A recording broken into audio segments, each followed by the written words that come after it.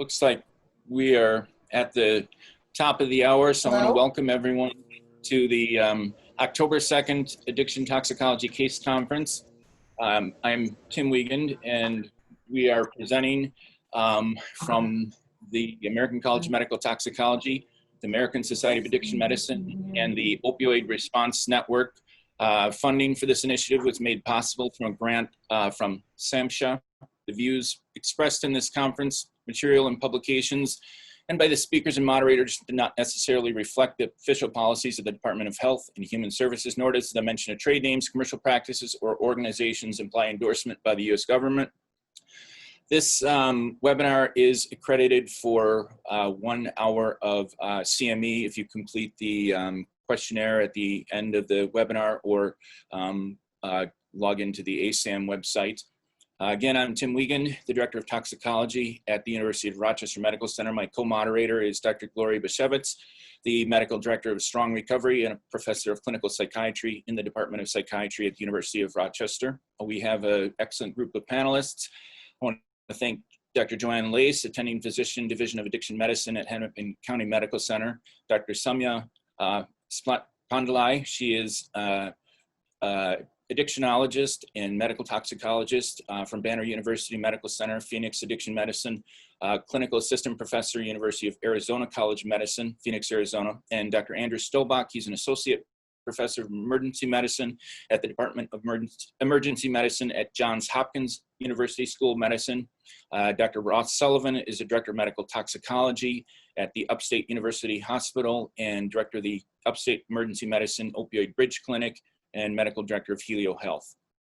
We have no conflicts of interest to disclose, and I will jump right into the first case. This case is titled Walking a Tightrope, Intoxication, and Agitated Delirium. And I'm presenting today to provide some clarification, to really discuss the pathophysiology, and to dispel some of the myths associated with agitated delirium or excited delirium syndrome, as there's certainly a lot in the media regarding this. This case involves a 30-year-old Latinx male who's brought into the ED by police after he was found drinking beer and snorting something from an Altoid tin while in a parked car on a side street in an area of town known for a lot of street-level drug sales and presence. Apparently, police officers pulled up behind the parked car where they observed the male who was in the driver's seat, who was drinking from what appeared to be a beer bottle, and he was ducking down every few moments, holding a straw in his hand. So they pulled up, lights off, officers got out, walked up to the parked car, and observed a Hispanic male bent over, insufflating some white powder off of an open metallic box that turned out to be an Altoid tin. A bottle of Heineken was in a cup holder in the car, so it's clear that he'd been drinking what looked like beer in the Heineken bottle. As officers attempted to open the door, the individual grabbed something wrapped in plastic from under the tin, put them in his mouth, and swallowed them, or appeared to swallow them. He quickly brushed residue off from whatever he was bent over, sniffing from the Altoids tin, and dumped a bottle of beer on the floor of the car. And throughout a scuffle, he was pulled from the car after it was unlocked and out onto the street and placed in handcuffs by police. He's brought into the emergency department for evaluation as officers reported observing him swallowing some white, something in wrapped packets, although he denies this. He states, "They injured my shoulder. I didn't swallow anything." He does admit to doing a few lines. He's very clear about that. He says, "I was doing some lines, I was partying, I did have a beer, but I didn't swallow anything. I wanted an x-ray of my shoulder. They messed it up." He's refusing any labs and monitoring, doesn't want anything done other than the x-ray. The patient's initial heart rate is 120 beats per minute. He has a blood pressure that's 150/94. He has marked mydriasis or dilated pupils and is repeatedly sniffing. He's got some nasal discharge, and he's quite loquacious in his response to questions and any interaction. And he just says, "I did a few lines of cocaine. That's why my eyes are dilated. Okay, I did some coke. It was good. They yanked the ground. I want an x-ray. My shoulder's messed up. Okay." And he says it was good coke. The patient has 3 police officers standing next to his gurney, and we had a discussion about concern if he truly swallowed something that it might open up and giving him a benzodiazepine. He refused that and was focused on the x-ray. Patient is evaluated by emergency medicine as well as the toxicology addiction team provider. We have an x-ray, which is on the following image. His heart rate has improved. It's gone from 130 to 110. He was anxious, or not really anxious, more tremulous and jittery, but not really anxious, and that's improving. He's no longer sweating, although he continues to talk and comment in near uninterrupted fashion to anyone who listened, both about the cocaine he just sniffed and how it was he was unfairly targeted and profiled. He's not wearing a mask. He refuses to do that, although he's not coughing or acting aggressively. And the image, which they did a shoulder image, so we're able to do an abdominal image, and you can see findings which show an opacity that looks very circular and very clear, almost like a coin or something, but a subsequent image, which I don't have, shows better that it's not just one image, but several small, distinct radiopaque bodies that were wrapped together. So this image came out very clear, but there's actually 5 or 6 pieces of something that are separate. Denies ingestion, refuses intervention. About 2 hours in the ED with slow improvement of symptoms, there's an abrupt commotion coming from his room and police are yelling, "He's having a seizure, he's having a seizure." And they are coming out of the room, which is right in front of what we call the racetrack in the ED and the area where the attendings are. His heart rate had shot up to 160s, 170s. He's leaning forward and jerking and looking around, and he's just glistening with sweat. He's profusely diaphoretic. He's held onto by police and nursing who'd run into the room to keep him in the gurney and from falling out. He was had some restraint with the police, but he is clearly abruptly decompensated and hyperaginergic. He had not allowed an IV. Shaking, dripping sweat, and he's breathing very rapidly and deeply. Question to the panel: what happened? What risks are associated with this, and how do you treat this patient? So let me start with Dr. Stolbach. What do you think happened, and can you comment on what you would do initially with this patient? Yeah, so this is pretty concerning. He appears to have, some worsening sympathomimetic toxicity with his, escalating heart rate, his increased blood pressure, the mydriasis that you're describing. He's described as the classic body stuffer, which is somebody who, in the process of getting, arrested or taken in by authorities, just swallows loosely wrapped drugs. So we know that those drugs aren't going to be sealed in there, that they're going to be absorbed pretty well. We know that cocaine has decent PO bioavailability. It's like, about 30% or so. So you're going to absorb some of it, and especially if you have more than a few personal doses, that can add up to a lot. And so, what complicates it is that he might not yet be at a point where, he wants to cooperate with therapy. So I'd like to get him decontaminated, see if he can, take some charcoal and, while I treat the sympathomimetic poisoning with something like benzos, and keep watching him. But I don't know if he's in a spot now that he's going to be able to cooperate with all that, with the oral decontamination. Yeah, thank you. Great. So he was not in a place where he understood anything. He didn't appear to be having an actual seizure. He was looking around. He had stopped reaching out and trying to get out of bed and was gripping the sides of the gurney really tightly and was just dazed, looking around, had extreme mydriasis, was breathing fast and was shaking, was very warm to the touch. And again, he did not have an IV. So obviously very concerning, and the rapidity to which he had this happen. There wasn't a provider directly in the room with the patient and police, so it was open. So it's not clear if there was some more gradual or ramping up of symptoms, but it seemed to be very, very abrupt. So without an IV and really not able to answer questions or, interact, Dr. Sullivan, what are your thoughts, or how would you treat this patient? Nurses were trying to get an IV at that point, but we did not have an IV, and he was being wheeled from the main part of the ED to the critical care bay at that point. Yeah, I think, Dr. Stolbeck kind of, hit it right in the head there that, I think we need to consider some type of rapid sedation that obviously needs to be not given intravenously since he doesn't have an IV. So my first thoughts would be something like a benzodiazepine intramuscularly. We've got some perhaps some intramuscular Versed or something that may work a little bit quicker.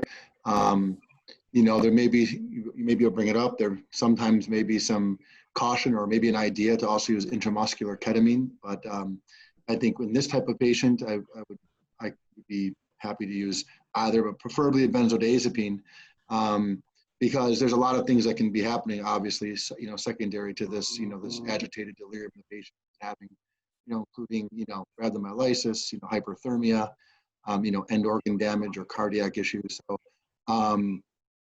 So I think that we would most likely rapidly sedate the person with some intramuscular medication. I agree, and my preference would be to go after midazolam for the, rapid onset, and probably with 10 milligrams on a fairly big dose very quickly. Dr. Bashevitz, what are your thoughts for this patient? Well, I just wanted to interrupt first and say that we have a question from the chat that suggests giving him sublingual lorazepam. So maybe you can discuss why or why not sublingual lorazepam. Yeah, that's an interesting thought. My preference is typically the intramuscular administration, midazolam, the onset, the fairly predictable clinical effects, as well as the shorter duration of action if we would have an overshoot, although I'm not really worried about that here. In fact, we want to get this patient intubated and very quickly sedated, and making sure that he's not acidotic and not hyperthermic, measure core temperature. So I don't have clinical experience with sublingual lorazepam. I worry about trying to give this patient something sublingually at the point. He was very confused and agitated with gripping. He wasn't combative at this point, but he was very agitated. And even though police had been at the bedside and he had was under the arrest, there was still some safety questions, concerns, but we really wanted to get this patient sedated very quickly. About Dr. Lace.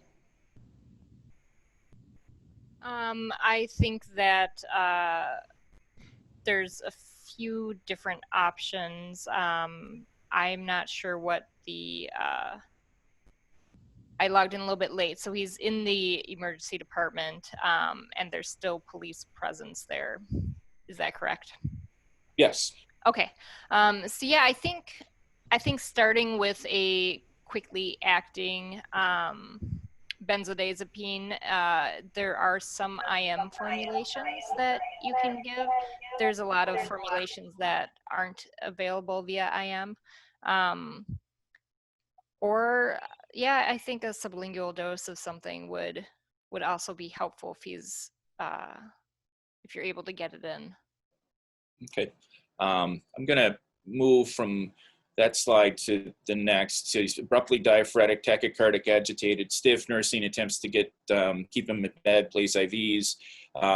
So we had already talked a little bit about what happened. So this is, I'm assuming, his open whatever was in the packet, and he has some pathomimetic toxidrome. He has the mydriasis, the tachycardia, he's hypertensive, he's got excitation, and there's a lot of synonyms for this: sympathomimetic, toxidrome, hyperadrenergic, agitated, delirium, confusion, toxic encephalopathy, agitated encephalopathy, excited delirium, which is one of the more severe forms of agitated delirium. We'll talk a little bit about differentiating different types of agitated delirium, but just there's an awful lot of synonyms for this. So acutely, in addition to giving sedatives, what are the primary points of treatment for this? We'll go back to Dr. Stolbach. So beyond getting him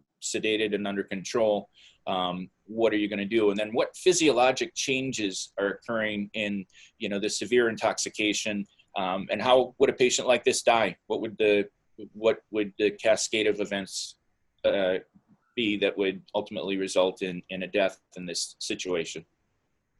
Yeah, so this, collection of hyperdynamic vital signs, the blood pressure, the heart rate, but to me, the one that's most urgent to fix and to really target is the temperature. We know that when an individual's temperature is higher than 105, 106 for more than 30 minutes or an hour, that the mortality begins to approach essentially like 100%.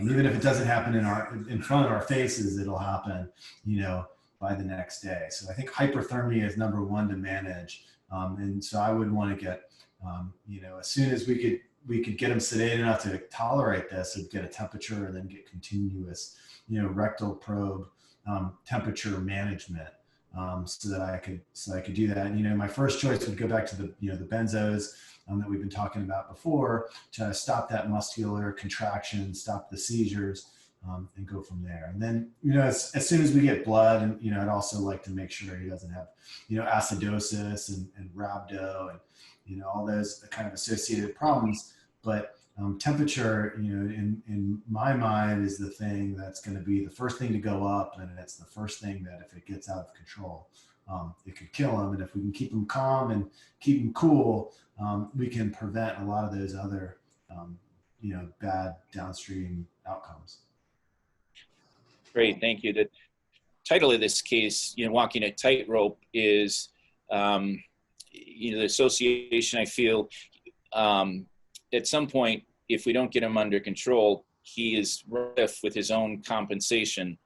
He's breathing deeply, fast, quickly, which makes me concerned that already he's acidotic. That may also just be a central effect, but as the body builds up lactate, the main compensatory mechanism is to hyperventilate.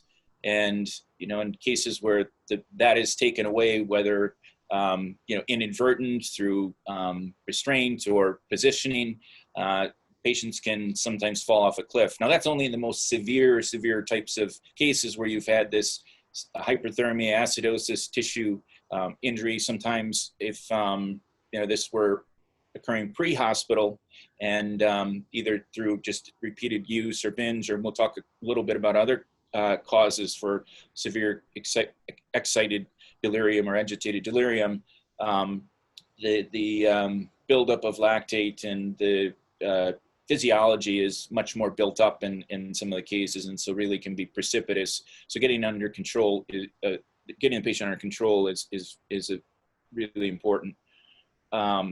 And patients who have adverse outcomes in police detention or described as agitated or acting bizarrely prior to such outcome, occasionally death.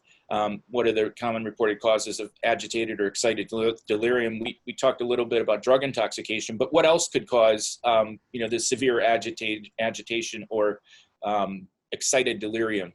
Dr. Bashevitz. So certainly drug causes are the first things that we think of, especially with all the problems with synthetics and novel psychoactive substances. But there are some psychiatric causes for this, like a very severe excited mania can cause an agitated delirium like this. So it is possible that no drug cause would be found, though in this case, obviously, the fellow was using some sort of drugs in the car.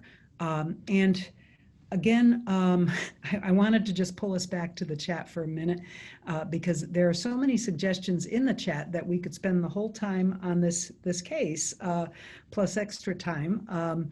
And I think one of the really important ones is, what is it that made you make the decision that he needed a more aggressive form of control in ED? And he needed an IM right away. And there were also suggestions that we need to especially try and engage with people and not move so aggressively sometimes because they might be able to be calmed down. So what were you seeing in this person that made you think that you needed to proceed with more aggressive interventions? Yeah, those are really important questions, really great questions, because, you know, the first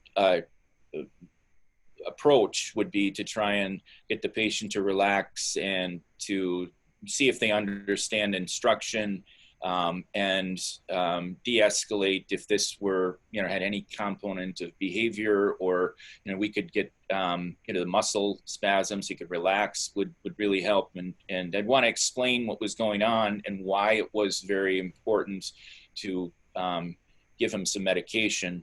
One of the things was he was not understanding. So there was discussion, attempts to try and engage him by saying his name, as well as, do you understand? And the rapidity of onset of his symptoms was extremely concerning. So, you know, when I have a patient that abruptly has this tachycardia, and not just tachycardia, I mean, an isolated abrupt tachycardia could be, you know, from a variety of things that are not, you know, systemic necessarily, but his skin was warm, he was profusely sweating, he was confused. He's got the fingerprints of severe sympathomimetic intoxication, or at least, you know, something that's hyperaginergic. There are other drugs that are not pure sympathomimetic drugs.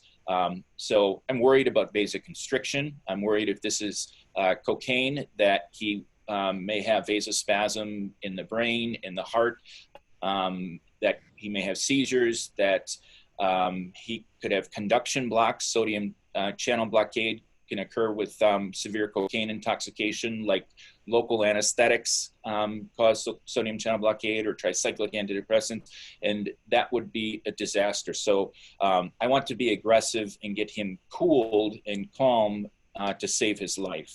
I felt that at this point it was life-threatening and imminently concerning that he would abruptly deteriorate. And, you know, when the patient has these symptoms, there's often a quiescent period, a very brief, he's calmer. They kind of relax, and then the calm before the storm expiring. So I didn't see that here, but I really, really wanted to get control. And I don't, Dr. Sullivan, you have thoughts? Do you agree? You know, I appreciate the comment, though, about trying to engage the patient and de-escalate rather than just abruptly going to medications or to try and sedate individuals. That's very, very important at all levels of engagement. No, Dr. White, I agree with everything you just said. I think you nailed it perfect. You obviously try to be as less and little invasive as possible. But you know, in this case presentation, he had a very severe, abrupt, you know, change from at least being awake and alert and somewhat oriented to almost none of those things, maybe awake. So, you know, that denotes, I think, a serious acute toxicity that can have a lot of dangerous ramifications. So I agree. That brings up another thing I wanted to mention. Dr. Stolbach had just taken the lead in a position statements on the use of chemical sedation just simply for behavioral control, coming out against it. And maybe you can comment a little bit about that. It was specifically related to ketamine, but Andrew, do you want to comment a little bit about the ACMT position statement? Yeah, absolutely. Thanks. So the point of our position statement was we had seen media reports of police, you know, law enforcement officers giving or asking EMS to give ketamine as the article were written solely for the purpose of behavior control, of somebody that's getting arrested. So we were reading these reports, of people getting, under arrest, appearing agitated, and then police calling EMS over and saying, "Can you give this guy ketamine?" And the EMS sedating them. And so our position that we took, as ACMT, was that we think that ketamine and other forms of sedation should be given by medical professionals for medical purposes only and followed by medical monitoring. So we don't want sedatives being given solely at the behest of law enforcement, solely for a law enforcement purpose.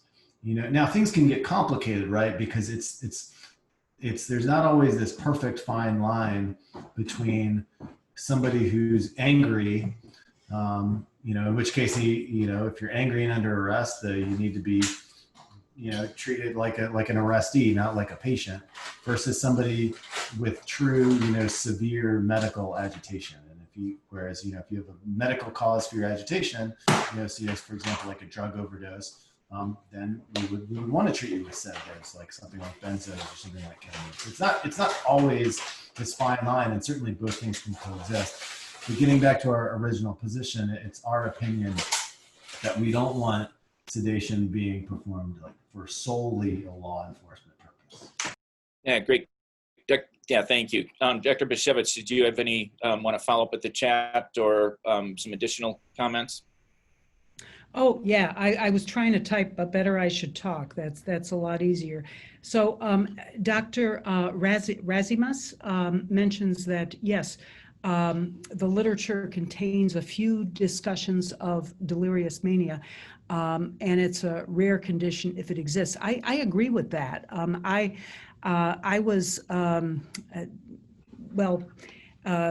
citing some review articles in which the psychiatric causes, psychiatric alone, are cited, but that is from older literature, and the literature is even before novel psychoactive substances were in existence. So it's very hard to evaluate what were the causes of it. But yes, exhausted mania as a term was cited in older literature. But yes, of course, you should look for medical reasons of this. I also wanted to mention that there are a lot of things, besides trying to engage with the patient, there's a lot of things the staff as a whole can do, such as speaking in calming tones and less bright lighting. A lot of those things are usually advised too. As well, in the case presentation, there's a mention of 3 police officers standing by the bed of this person. That is something that shouldn't be done unless it's absolutely necessary, because many people are put off by seeing uniformed police or even uniformed hospital security folks by their bed. It's better to have the medical professionals out in front. People are generally more trusting of those. Yeah, those are excellent points. The police very quickly had backed off as the patient was wheeled into the critical care bay. But even prior to that, I think really did there need to be the 3 officers present at the bedside. So one question I had is, I've seen reference to dopamine antagonists in particular, antipsychotics, and the withdrawal of dopamine antagonists associated with sometimes then decompensation of mood disorder, mania, and that the increase in changes in dopamine are involved in the agitation, excitation, in particular the temperature dysregulation that can occur in the more severe cases. Now, certainly not everyone with an antipsychotic that's stopped is going to develop, severe agitation or excited delirium, but in some cases in vulnerable individuals, or often these cases, they're multifactorial. They're not just simply the drug intoxication, but there may be other components that make an individual vulnerable. So antipsychotic withdrawal and then the right circumstances can also result in agitation that progresses pretty severely. So let's move along. We talked a little bit about this. I've got a slide that simply lists some of the causes of severe agitation that can turn into excited delirium syndrome. Actually, excited delirium syndrome was not even recognized until 2009 as a syndrome, although the physiology that caused this, the same physiology, pharmacology, was well recognized in the 1980s during the crack cocaine epidemic. One of the preliminary panelists that had to back out had Dr. Neil Benowitz had a lot of experience. Was one of my mentors in fellowship, would describe some of the cases of severe sympathomimetic intoxication from acute cocaine use, whether from body stuffing or just excessive use, binge, and it's similar in whether it's called excited delirium or severe agitation, severe sympathomimetic syndrome. It's the same things that are occurring in the cascade of events. So drug intoxication, stimulants, cocaine, methamphetamine, the beta-ketoamphetamines, otherwise known as salts, phencyclidine, which is a dissociative, which also has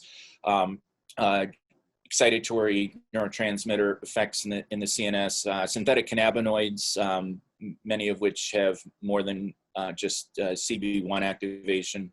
And then I mentioned the withdrawal or discontinuation of antipsychotics, which can result in dopamine dysregulation in individuals. Psychiatric decompensation, which is not as common by itself, but has been cited, as Dr. Racimus, I'm assuming from Hennepin County, and Dr. Bishevitz discussed, and trauma, metabolic, hypoglycemia in the wrong individuals, multifactorial.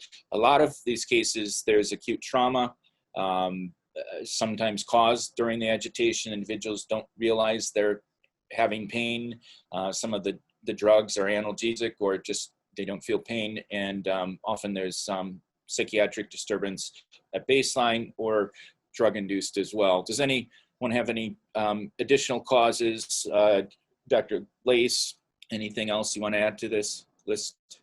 I don't really have a ton to add to this. One thing would be other issues with infectious disease, like encephalitis, other autoimmune encephalitides, neuroleptic malignant syndrome. Maybe I think there's some people in the chat were mentioning giving dantrolene. So thinking about malignant hyperthermia, though I'm not sure that's a very limited setting in which that would be a clinical issue relating to this. Yeah, no, that's great.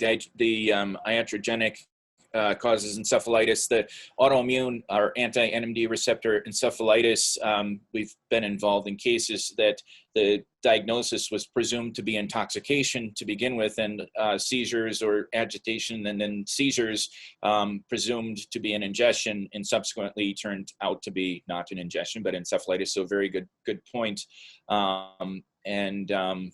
Severe, I've seen also severe precipitated withdrawal, agitation, whether it's somebody giving patient naltrexone and either surreptitious, they don't realize that this is an antagonist and they're very opioid dependent, or adding buprenorphine on top of a substantial dose of full agonist methadone or other opioid. A big dose of buprenorphine precipitated severe withdrawal. I had a case years ago where a patient didn't realize that adding it to heroin would precipitate withdrawal, and he used it as a suicide, that he would take all 30 tablets of the old buprenorphine naloxone tablets and had severe agitation, precipitated withdrawal, that temperature went up and he was very combative and agitated. So other causes as well.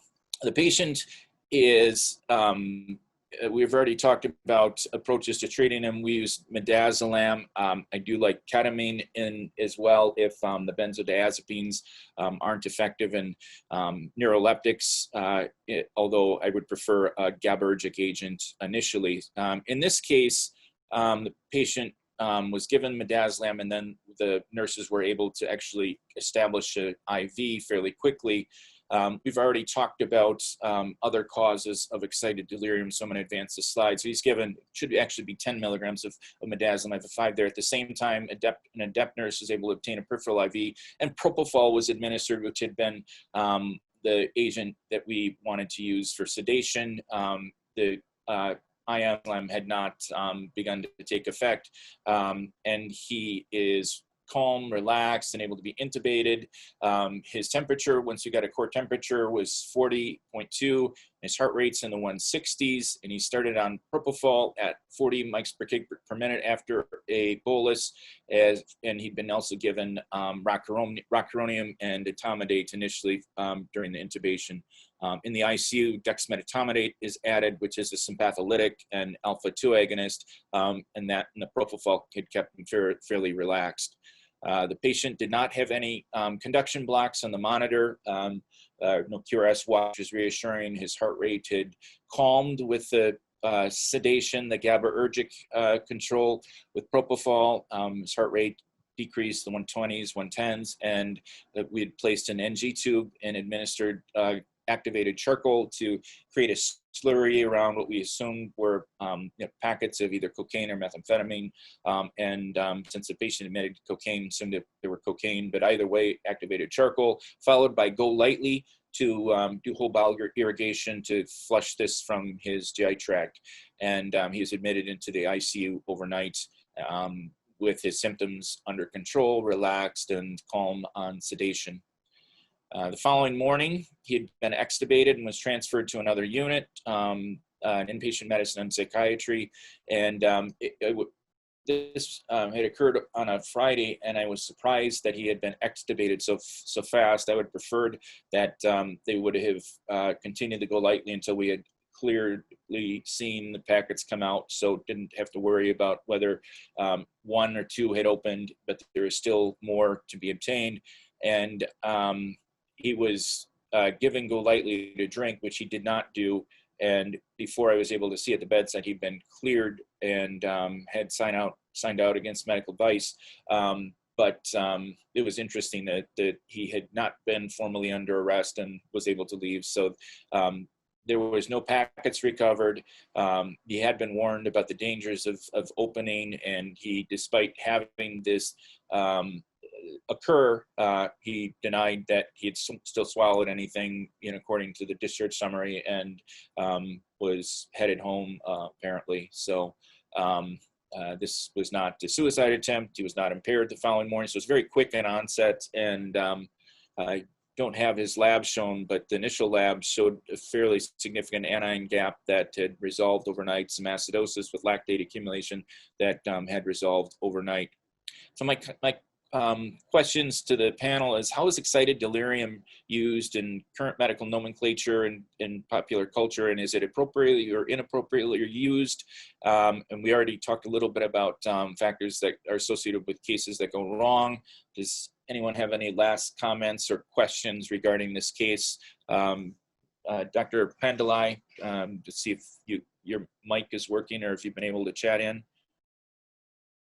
Let's see if we don't have any feedback. Is there feedback? We still have feedback, sorry.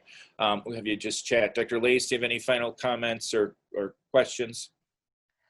No final comments.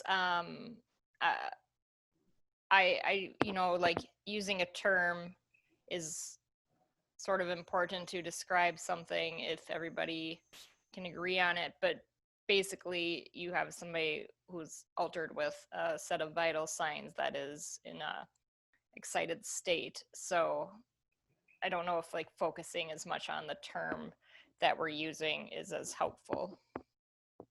Yeah, I agree. And I feel that it's also overused. not all agitation is really the most severe form, or, really when using the term excited delirium syndrome, it's really meant for the most severe forms, which it can be life-threatening, hyperthermia, acidosis. One of the questions with some of the recent cases that we've seen in the media is why, wouldn't some people, why are they running, why are they naked, and why, wouldn't the response be to try and get a blanket over somebody, when they're unclothed? And it had come from parents as well as colleagues and counselors in many different scenarios. And the reason why, I've seen this in the EDS people are hyperthermic. They mentioned initially that cooling occurs through evaporative heat loss, through sweating. And a lot of times people don't realize they're desperately trying to cool themselves. And so, clothes come off as individuals try and cool themselves, even when the ambient temperature is very low. Sometimes in decompensated psychiatric conditions, clothes can come off and things. So, but if it's truly excited delirium and the temperature's up, the natural response is to try and, take clothes off. That wasn't occurring here in this case, but in some of the more severe cases that pre-hospital, as they evolve, that can occur. Dr. Sullivan, you have any last comments for this case?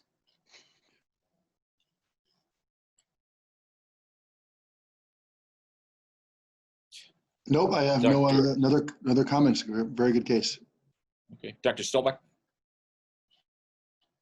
No, Any other thoughts? People have made some good points about excited delirium. Thank you. And Dr. Bashevitz, is any other chat comments, or do you want to add anything to this case? Nothing to add, but again, the chat comments are very extensive. I hope we're able to save them. And one of the last comments is an opinion that excited delirium should be used as a description of the presentation only, not as a diagnosis. I'm not sure, that's a good point, but I'm not sure how we separate that out and how we might prevent this term being used as a diagnosis if we wanted to. Right, I agree. And that was one of the reasons to discuss this, just to clarify that there's a lot of different ways to describe the same thing. It's really the important thing is the underlying pathophysiology, and in terms of drug intoxication, the pharmacology, and to recognize what is happening and to appropriately treat it, which would start with trying to talk someone down calmly. And when it gets to the point where you're really walking the cliff's edge, really quick aggressive control is critical to avoid catastrophic outcomes. And that you can see potentially, where a case like this, if the patient didn't have quick access to benzodiazepines, the ability to intubate and get sedation, to make sure cooling occurred, to get fluids, to check the labs, to that can decompensate fairly quickly. So we could discuss this case for quite a long time. We may have a few minutes at the end yet, but we do have a second case, a shorter case, and this is changing a little bit of direction, and I'm interested in the ways that people respond to abrupt changes in providing patient care in clinical addiction medicine.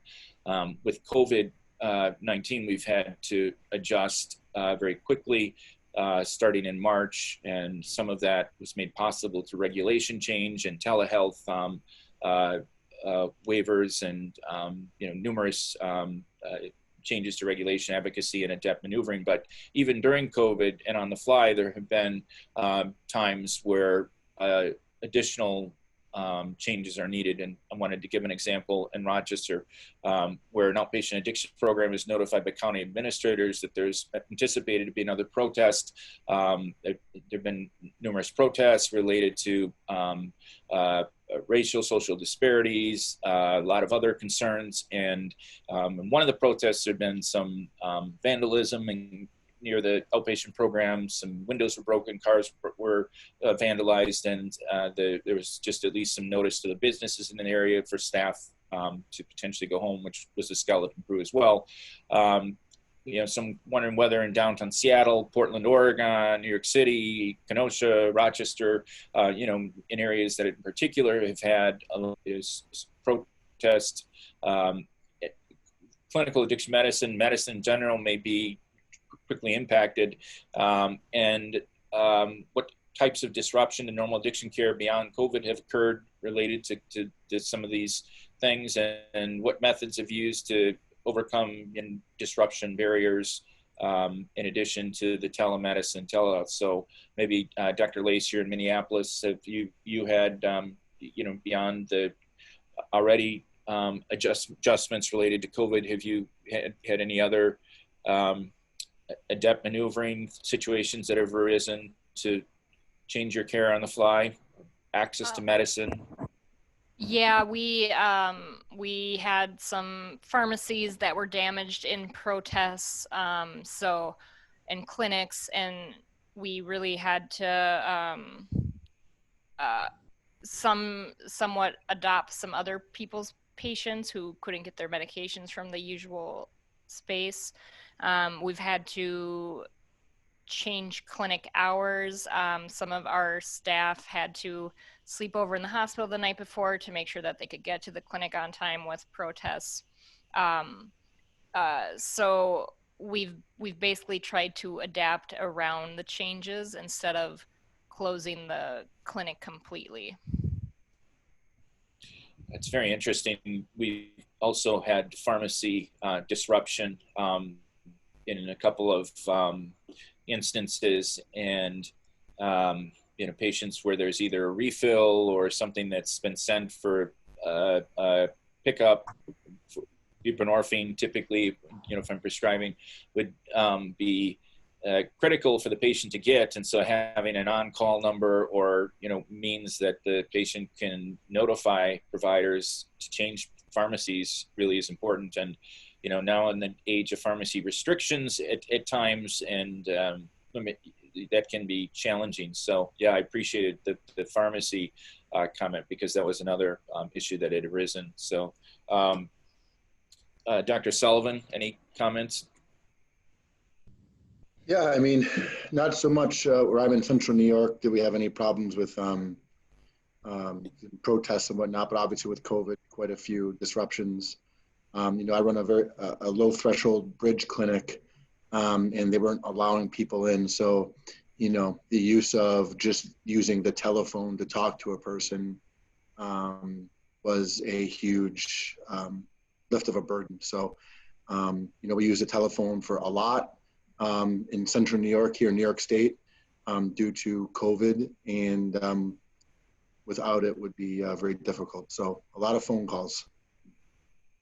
Yeah, I agree. And a lot of the patients I've been working with don't have access to the smartphone or the internet, at least a substantial percentage. And I'm concerned at some point, if the parity does not continue for phone calls for the New York State and the outpatient setting under OASIS, that we're going to have some challenges for some of the more vulnerable patients as well, in particular during acute disruptions, but also just in standard, while we continue to have limited on-site access. So any comments, Dr. Bashevitz, from your perspective? Yeah, so most of our changes were due to COVID, actually, because we were not, our clinic was not in an area where there were a lot of protests. And with COVID, that thing you were mentioning about people not having adequate technology, we have certainly experienced that too. Or sometimes they have adequate technology, but they can't figure out how to use it. So what we've done in a few cases is have one of our peer recovery specialists go out with a clinic iPad and help the person connect to the provider or the counselor here in the addiction treatment program. That's a great comment. And I think having the mobility, whether it's mobile van or a peer that can bring the technology, or even a separate site that the patient may travel to and access the technology that is appropriately set up for safety, social distancing, and care is critically important. So I've had more than one patient have their child through their use of Zoom, learning for school, show them how to access Zoom or another platform for connection.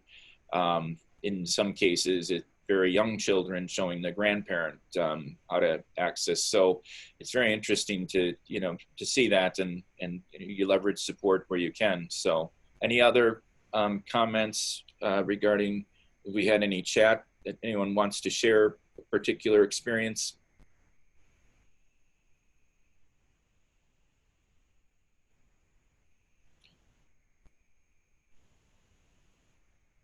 I purposefully left some time at the end of the case this today for discussion, but I've been ending with a poem each time. We'll have a few more minutes for chat, but this called Finale came from The Sun, which is a wonderful magazine out of Chapel Hill, and this is the October 2020 issue. It's called Love Poem by Brianne Janet, and I think I'm pronouncing her name right. And it's even now, the old men sit at the corner on their stoop, the three of them on the stairs, one on top of the other, recycled masks hanging from their faces to appease whoever loved them and beg them not to go out. Into the street they sit together, as they always do, listening to the sirens wail, rubbing the bald spots widening on their skulls. Then they talk like olden days, and all the times they didn't die. Online, a meme says, Black people think quarantine means only hang out with people you know. You see the numbers and the pictures of the dead, looking in the long lost aunties and cousins. We are dying, they say, faster than others. You can list all of the reasons for this, systemic and ancient as a noose. We're poorer, sicker, and don't have health care.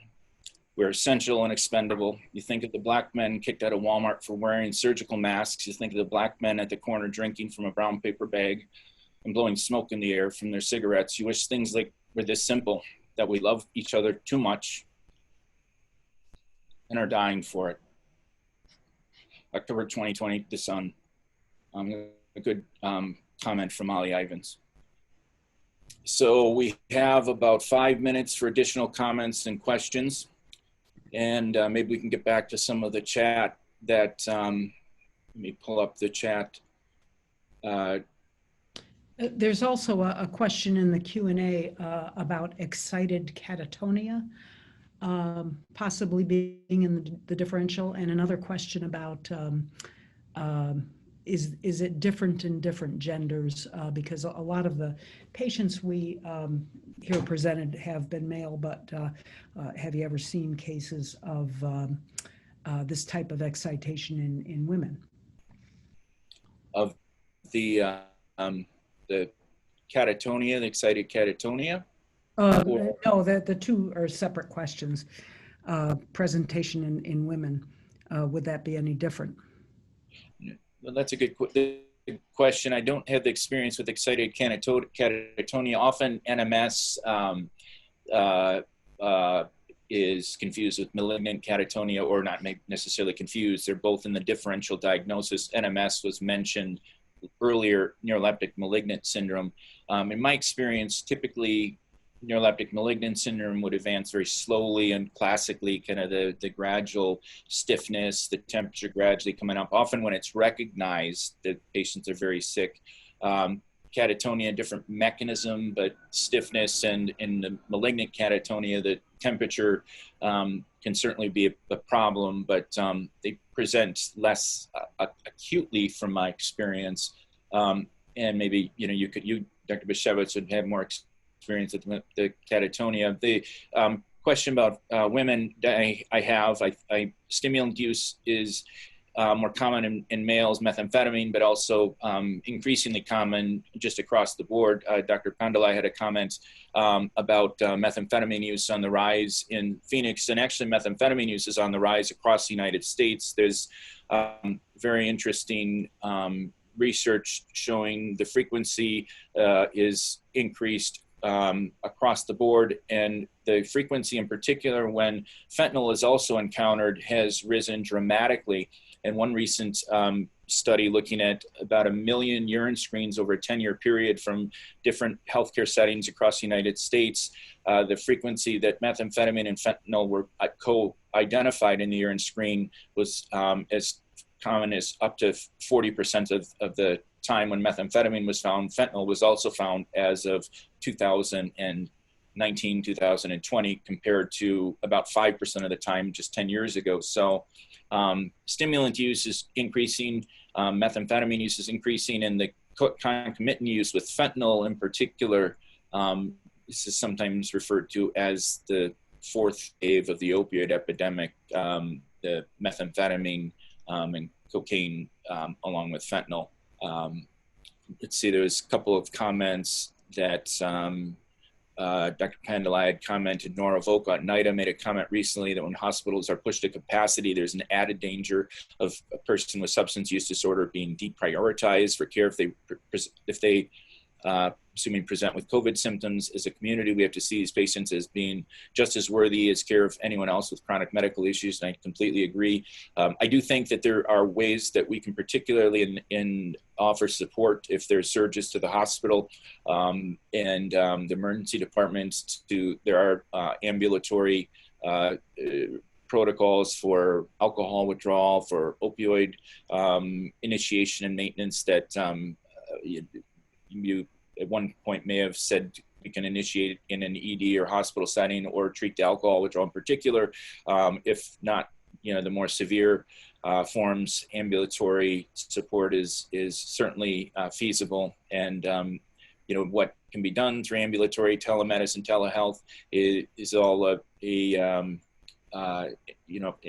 flux depending on the acuity. Downstate earlier in March, there was limited access to ED and hospital beds, and detoxes in many places were used to treat and support patients with COVID that had taken space and priority away from the treatment of substance use disorder. So people had to really get creative and offer unique ways of connection. So a couple more messages. I appreciate the comments regarding the poem. I thought that was a powerful piece as well. Thank you. And I think we're running to the end of the time. We've got about 1 to 2 minutes left. Anything else that any of the panelists want to add before we end for the hour? Dr. Lace? Nothing to add. Dr. Sullivan? Nope. Hope everybody has a nice and safe weekend. Dr. Stolbach? Nothing to add. Thanks for including me. And Dr. Pandalai? Thank you. So true, stigma. I appreciate your comments in the chat. I'll assume that. Thank you. And then Dr. Bashevitz, anything you want to close with? No, just thanks everyone for coming, and this was a great discussion. Excellent. So thank you for joining us. This is recorded, and we will also have follow-up. Please check both the ACMT or ASAM websites and the Opioid Response Network. We have some summary that will be prepared and pearls sent out, as we had done for the first case in particular last week regarding the designer benzodiazepines. This will again occur on the first Friday in November, so please look to join us on November 6th, and then in December 4th, and on the second Friday in January 8th. So I know I've already had some questions. We're not having this on January 1st. So thank you all, and sign in November. Have a great rest of your Friday.